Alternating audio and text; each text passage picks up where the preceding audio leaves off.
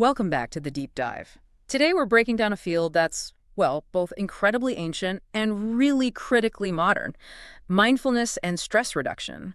Our goal here isn't just general wellness talk. We want to look at the actual tools, the actionable stuff, specifically for children and young people. Yeah, it's easy to think stress is just for adults. Or, But the sources we looked at, they really confirm that today's world, it's creating real mental health challenges for kids too. we're seeing actual increases. Definitely quantifiable increases in anxiety, depression symptoms, especially in adolescents.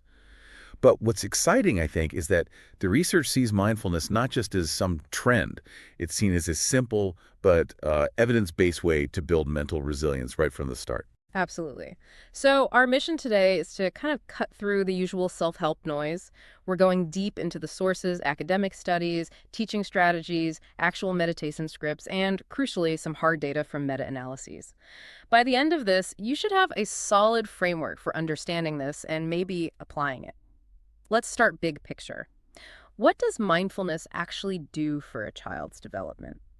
Well, the initial shift can be pretty profound. Mindfulness helps a child sort of restructure their relationship with their own inner experience. It's not about stopping emotions. It's more about learning to observe them without reacting immediately. And that naturally sets the stage for healthier habits down the line. Okay, and when we look at the evidence, the sources, how do those benefits actually, show up? What can we see? They're pretty measurable, quite comprehensive, actually. We see clear improvements in emotional regulation, stress management skills, basically, the ability to pause before reacting. And because it grounds attention in the now, it also seems to boost self-awareness and, interestingly, empathy towards others. And cognitive stuff too, like focus. Yeah, on the behavioral and cognitive side, studies show better focus, attention span, even communication skills improve. And overall, these practices actively work to reduce feelings tied to anxiety and depression. Right, this is where we anchor it in science. Let's look at the numbers. We dug into a systematic review, a meta-analysis of mindfulness-based stress reduction, MBSR, specifically for young people, like ages 12 to 25. What did those clinical trials actually find? So that meta-analysis, pooling data from, proper randomized controlled trials, it was pretty conclusive. MBSR significantly reduced anxiety symptoms compared to the control conditions after the treatment. The number they came up with was a standardized mean difference, or SMD, of -0.4.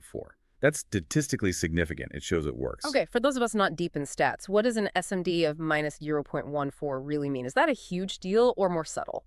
It indicates a small to moderate effect size.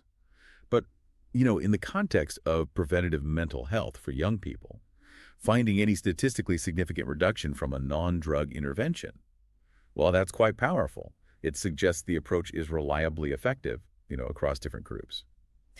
No, you mentioned something interesting that the effectiveness kind of depends on what you compare MBSR to. That seems like a really important detail. It is, absolutely. When you break it down, MBSR was clearly better than what they call inactive controls. So that's groups getting minimal help, maybe just general health info or treatment as usual.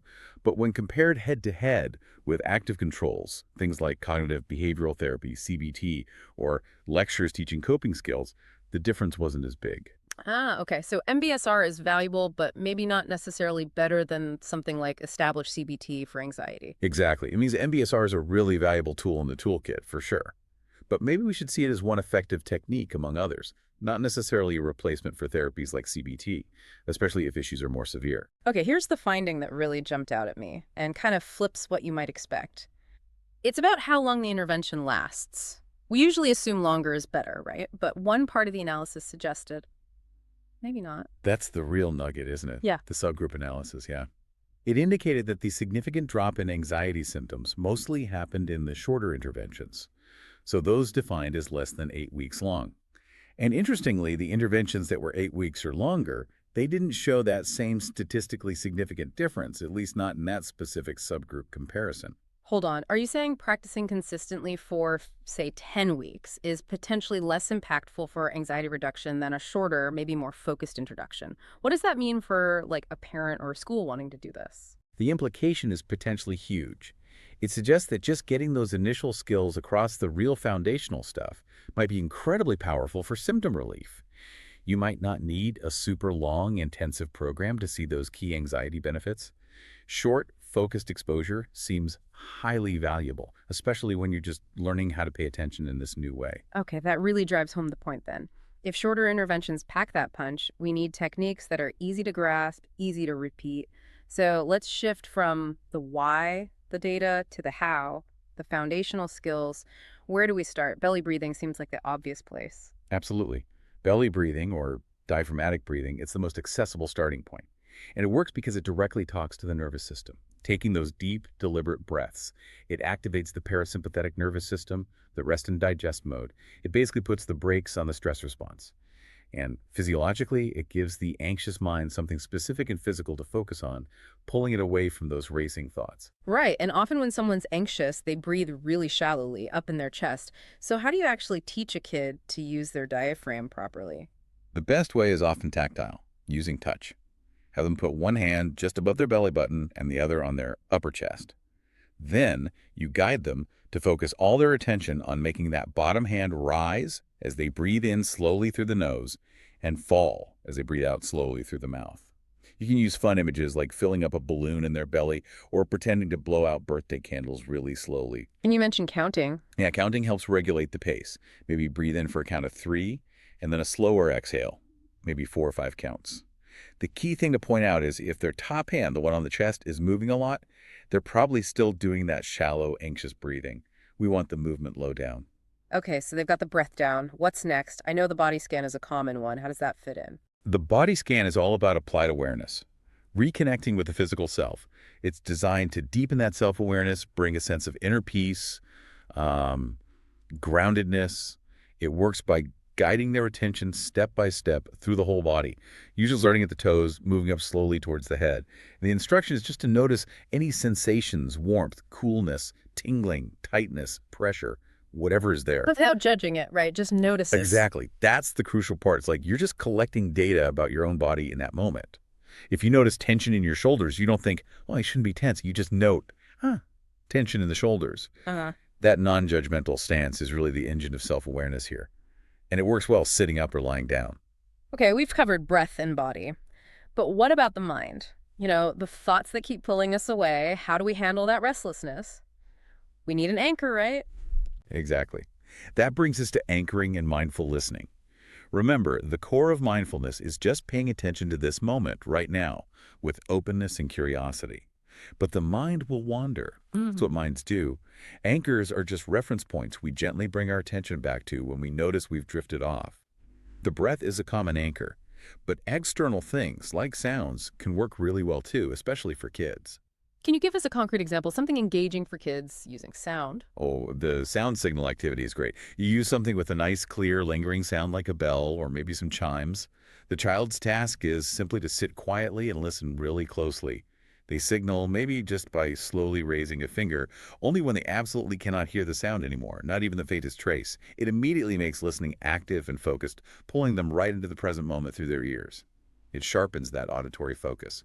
Okay, these techniques sound great in theory. Let's connect them to something really concrete, a common stressor. Test anxiety. The sources mention estimates like what, 20% of students dealing with this? It feels like a perfect example of stress messing with the brain. It's a perfect application, yeah, because it shows the physical side of stress so clearly.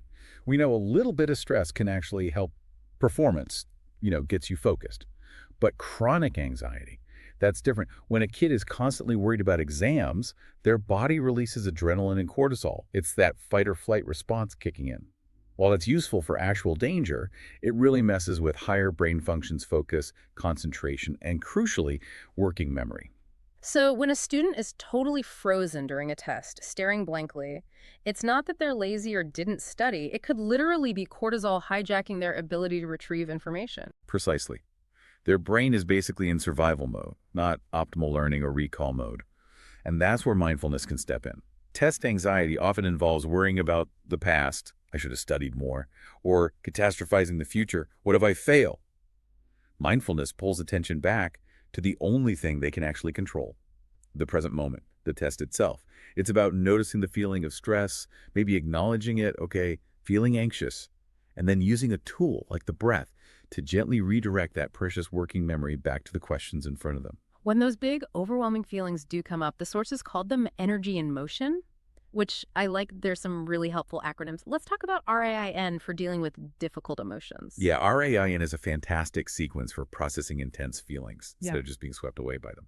The R is for recognize or name the emotion. Like you said earlier, really just putting a label on it. Ah, this is frustration or, okay, feeling lonely right now. And there's actual neuroscience showing this simple act can calm the emotional centers of the brain a bit, engaging the prefrontal cortex. Okay, R is recognize, then A. A is for allow. Right. Just letting the feeling be there for a moment without fighting it or trying to push it away immediately. It's about acceptance, not suppression. Then I is investigate. This sounds like it connects back to the body scan we talked about. Exactly. I is for investigate. This is where you gently explore how the emotion feels in your body. Where does frustration show up? Is it heat in your face, tightness in your chest, a knot in your stomach? By investigating the physical sensations, you start to untangle the raw feeling from the story you might be telling yourself about the feeling. It makes it less overwhelming, more like data. And the N. N can stand for a few things, depending on the teacher. Often it's non-identified, reminding yourself that this feeling is just a temporary state, like weather passing through. It's not who you are. Or sometimes N is for nurture, offering yourself some kindness or compassion in that difficult moment. Or even neutral awareness, just resting in that state of observing. That's a really practical tool. And for just quickly hitting the pause button before reacting badly, there's STOP. Yes. STOP is like your emergency brake for reactivity. Think about, say, a teenager getting yelled at or having their phone taken. Instead of instantly storming off, they could use STOPS. It's simply stop whatever you're doing, just pause, freeze for a second. T is take a breath. A conscious, maybe deep breath, engaging that calming system we discussed.